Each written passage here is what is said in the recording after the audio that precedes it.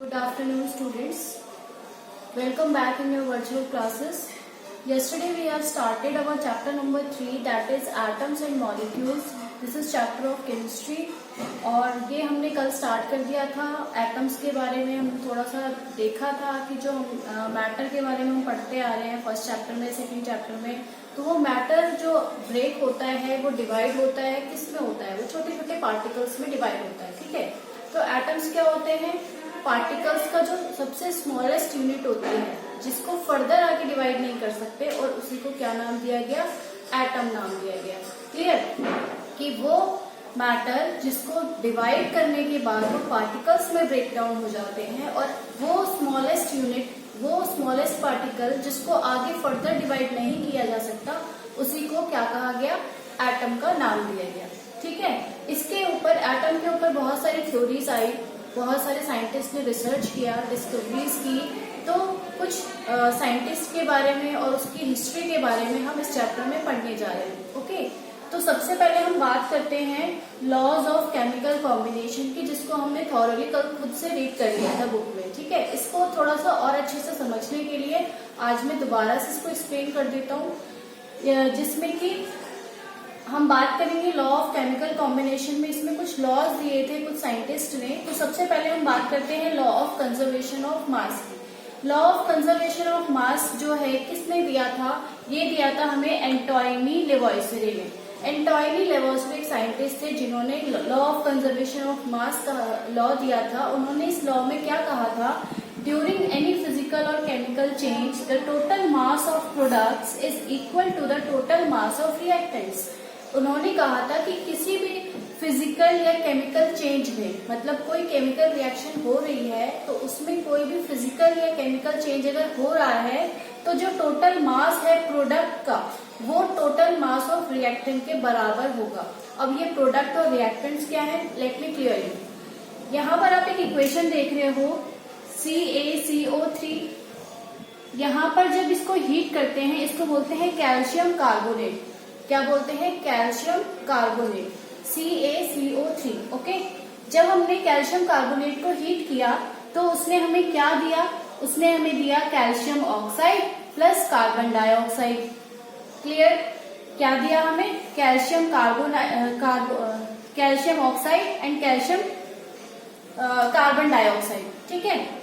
तो यहाँ पर मैं आपको समझाने जा रही हूँ कि इस स्टेटमेंट का क्या मतलब है. स्टेटमेंट ये कहता है कि हमारा जो टोटल मास है प्रोडक्ट का, वो इक्वल होगा टोटल मास ऑफ रिएक्टेंट. अब रिएक्टेंट और प्रोडक्ट क्या होता है? हमारी किसी भी इक्वेशन में, कोई भी केमिकल रिएक्शन में जो लेफ्ट हैंड साइड होता है, मतलब ये हमारा लेफ्ट हैंड साइड है और ये हमारा राइट हैंड साइड है. ठीक है. जो हमारा लेफ्ट हैंड साइड होता है उसको बोलते हैं हम रिएक्टेंट्स. क्या बोलते हैं? रिएक्टेंट्स.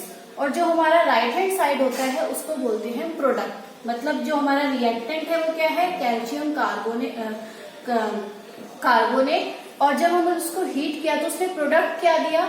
उसने दिया हमें calcium oxide plus carbon dioxide.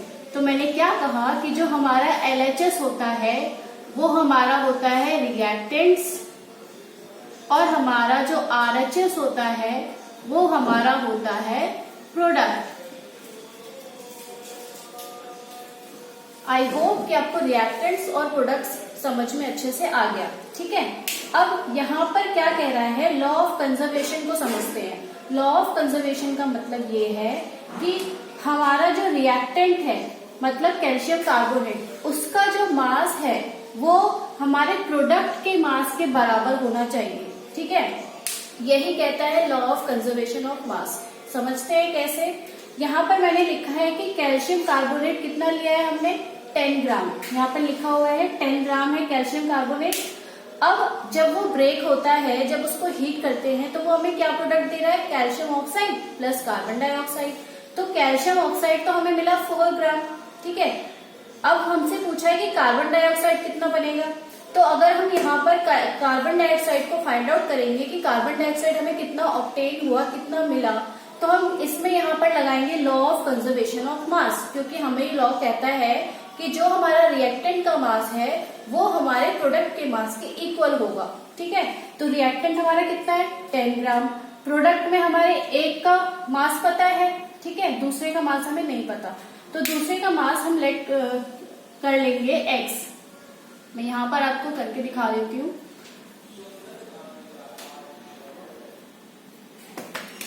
हमें कार्बन डाइऑक्साइड का मास निकालना है, ठीक है, इसको मान लो आप लेट कर लो x कि हमारे कार्बन डाइऑक्साइड का मास कितना है x, हमें x की वैल्यू फाइंड आउट करनी है। तो हमारा जो रिएक्टेंट का मास है वो कितना है 10 ग्राम। प्रोडक्ट में हमें कैल्शियम ऑक्साइड का मास कितना है 4 ग्राम। कार्बन डाइऑक्साइड का मास कितना है x।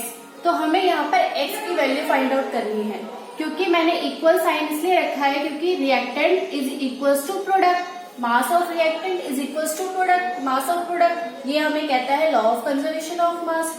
तो उसी को फॉलो करते हुए यहाँ पर हम वैल्यू फाइंड आउट करेंगे।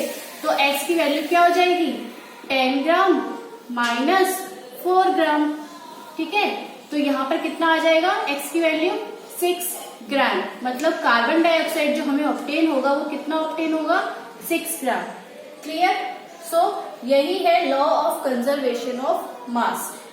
इसको हम एक और स्टेटमेंट से स्टेट करते हैं।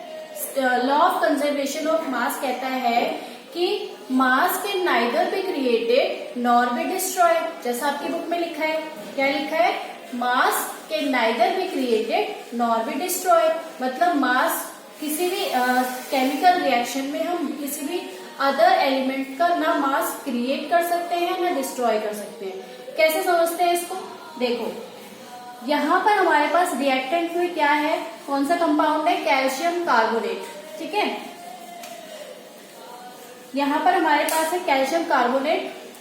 तो यहाँ पर हमारे पास क्या क्या है एलिमेंट, कैल्शियम है, कार्बन है और ऑक्सीजन है, ठीक है। दूसरी तरफ प्रोडक्ट में हमारे पास क्या है, कैल्शियम है, ऑक्सीजन है, यहाँ पर कार्बन है, ऑक्सीजन है, ठीक है। मतलब रिएक्टेंट में हमारे पास 3 एलिमेंट है और प्रोडक्ट्स में हमारे पास 3 एलिमेंट है। इसके अलावा तो कोई आया भी नहीं ना कोई गया, 3 इधर भी गए, तीनों इधर। मतलब ये कैल्शियम और ऑक्सीजन से बन गया, ये कैल्शियम कार्बन और ऑक्सीजन से बन गया। यहाँ पर कैल्शियम कार्बन ऑक्सीजन, मतलब कैल्शियम कार्बन ऑक्सीजन ही रहेंगे रिएक्टेंट्स में भी प्रोडक्ट्स में भी। ना मतलब ऐसा तो नहीं हुआ ना कि यहाँ पर कैल्शियम था, कार्बन था, ऑक्सीजन था और इधर आके नाइट्रोजन आ गया, ऐसा तो नहीं है। जो प्रोडक्ट हमारा बनेगा उसी इन्हीं रिएक्टेंट से बनेगा ना, और ना ही कुछ इसमें से रिमूव हुआ है। तो इसका मतलब ये है कि अलग से ना कोई आएगा ना कोई जाएगा।